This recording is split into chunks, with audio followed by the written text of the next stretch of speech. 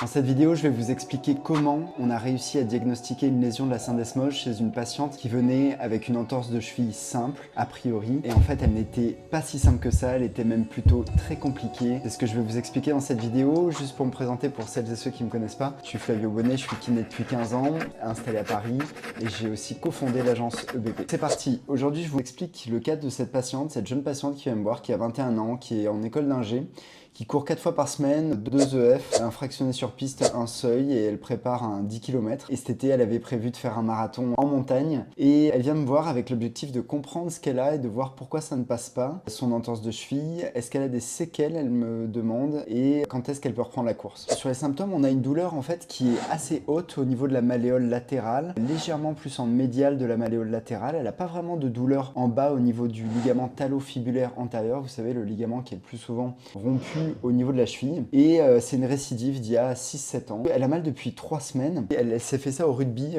universitaire, et possiblement, elle me dit, par un mécanisme où le pied est parti un petit peu en flexion dorsale forcée. À ce stade, elle se souvient plus vraiment de comment ça s'est fait, et pour moi, ça c'est un des signes parfois de lésion de la syndesmose, quand les patients ne se souviennent pas comment l'entorse a été faite, dans quel sens le pied a tourné. Pour moi, et vous verrez en pratique, je pense que ça peut contribuer parfois au diagnostic de syndesmose. Ensuite, elle me disait que ça avait été gonflé et bleu sous la malléole. Le jour où je la vois, moi, à 3 semaines, il n'y a plus rien. Elle est plutôt pire quand elle fait de sauce sur une jambe. Elle me dit, elle a mal quand elle descend les escaliers. Elle avait pris du Doliprane et mis du froid le premier jour. Pour moi, il n'y a pas de signe préoccupant, il n'y a pas de drapeau rouge particulier. Elle dort bien aussi, elle sent pas avoir un stress particulier, professionnel ou personnel. Donc lorsque je l'évalue, je la fais monter sur la pointe des 2 pieds, elle a mal à 2 sur 10. Ensuite, elle passe sur un pied, elle a mal à 4 sur 10. Ensuite, on fait la règle d'Ottawa qui est négative. Et ensuite, je passe à l'examen des ligaments. Donc le LTFA, le ligament talofibulaire antérieur et l'axe, mais idem de l'autre côté. En fait, il y a la même laxité des deux côtés pour moi. Et c'est pareil sur le ligament talofibulaire postérieur. Vous savez, quand vous cherchez à postérioriser le pied pour voir si le pied recule par rapport au tibia, est normal aussi. Et là, elle me décrit une douleur, vous voyez, comme sur cette image, un petit peu haute et précise à cet endroit-là. Et là, ça évoque fortement une lésion du ligament tibiofibulaire inférieur qui fait partie de la syndesmose, qui est juste en bas en fait.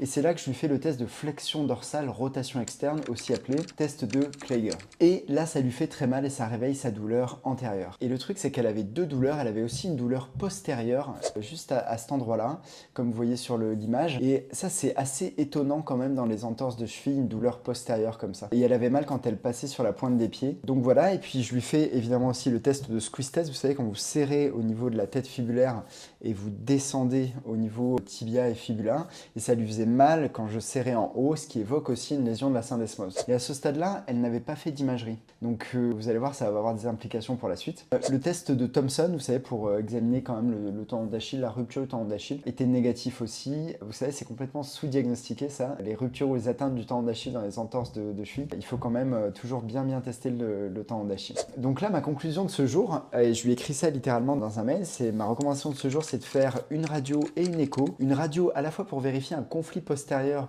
au niveau de la cheville, puisque en flexion dorsale passive et en montée sur la pointe des pieds, elle a mal à l'arrière au niveau de la queue du talus.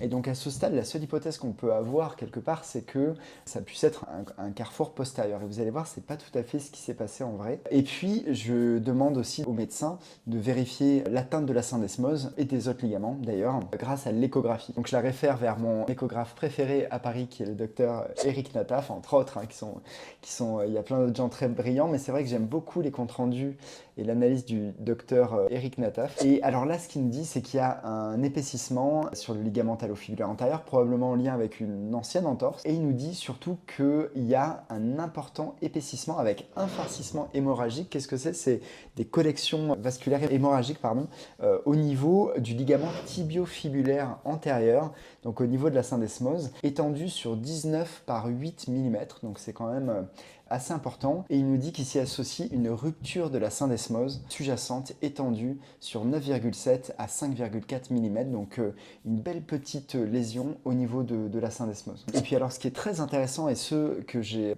découvert en fait dans son cas, puisque Je vous disais qu'on suspectait un syndrome du carrefour postérieur dans son cas, puisqu'elle a mal en flexion passive à l'arrière de la cheville. Et alors là, ce qui est intéressant, c'est qu'il nous dit il y a des stigmates d'entorse à la partie postérieure de l'articulation subtalaire médiale avec une avulsion cartilagineuse médiale mesurant 3,1 sur 2,1 mm. C'est-à-dire que concrètement, elle s'est un petit peu endommagée, la subtalaire. Dans cette entorse-là, il y a dû avoir une impaction qui est venue altérer le cartilage de l'articulation. Et donc ça, je vous avoue que je ne le suspectais pas à ce stade, puisque c'est très difficile de faire un diagnostic différentiel sans imagerie à ce stade-là. Donc voilà un cas particulièrement intéressant qui venait pour une entorse bénigne et qui finalement s'avère être compliqué du ligament tibiofibulaire inférieur et aussi de la syndesmose, donc un petit peu plus haute, avec une altération cartilagineuse de la subtalaire. Et donc j'ai recommandé pas mal de choses à cette patiente. Si vous voulez savoir exactement ce que je lui ai dit, les mails que je lui ai écrits et le programme que je lui ai fait, je vous invite à laisser votre mail dans la description.